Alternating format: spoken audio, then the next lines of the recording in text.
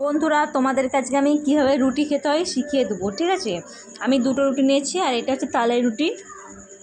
প্রথমে একটা পিঠা রুটি রাখবো, তারপরে রুটি একটা দেবো। দুটোকে এইভাবে সুন্দর করে মুড়বো, একদম সরু করে রোল করে মুড়বো।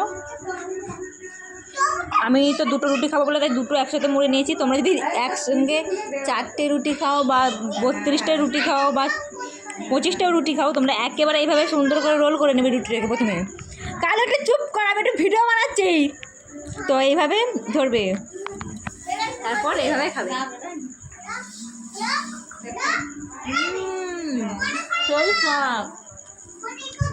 এইভাবে আসতে খাও, এইভাবে রুটি খেতে হয়। ঠিক আছে, আর তোমরা কটা রুটি খাও একটু কমেন্ট বক্সে জানিয়ে কিন্তু। রুটি খাবি একটু খা না, একটুখানি রে, একটুখানি একটু আমি খাই দিচ্ছি, খাই একটুখানি।